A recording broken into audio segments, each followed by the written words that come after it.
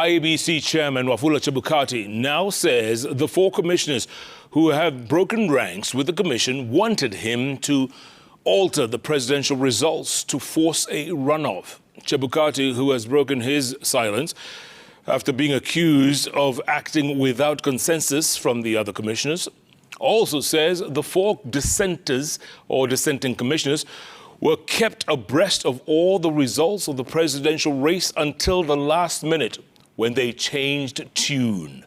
Our very own Brenda Wanga begins the broadcast. 2 days after announcing the final tally of the presidential election results in chaotic scenes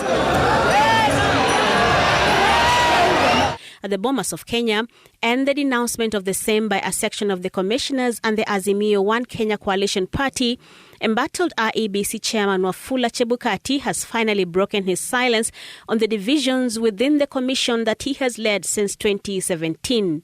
We therefore decline to take ownership of the said results because the aggregation resulted in a total exceeding the percentage of 100, which cast doubt on the accuracy of the source of the figures tallied, and when we demanded that we verify our record, the chairman declined.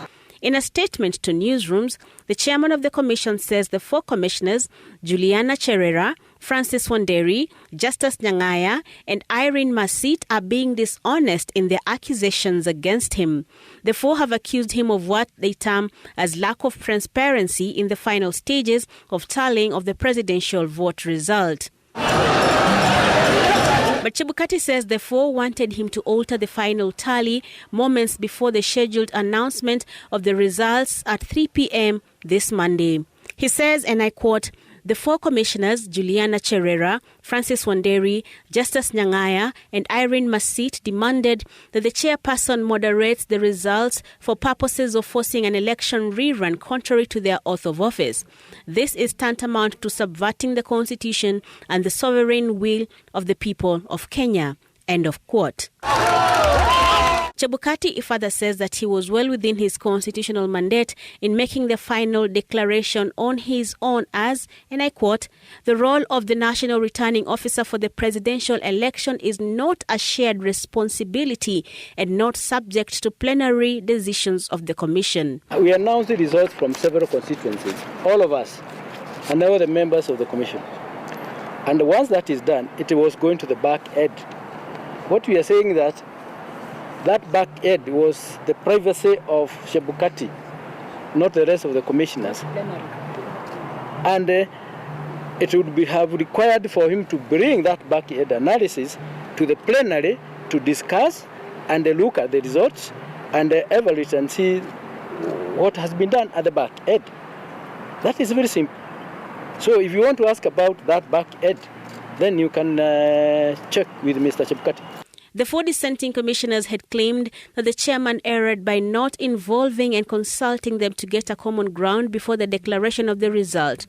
Chebukati, however, says despite not being required by law to involve them, he, in the spirit of teamwork, involved all the commissioners in all activities of verification and tallying. Their duties were well defined in writing and allocated at the National Tally Center.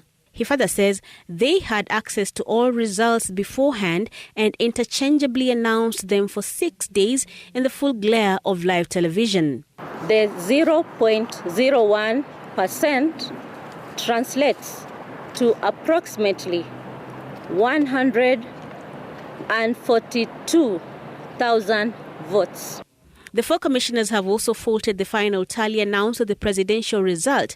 But Chebukati says, and I quote, "The alleged 0.01% increase in the presidential election results raised by the 4 commissioners, namely Juliana Cherera, Francis Wanderi, Justus Nyang'aya, and Irene Masit, is false and misleading."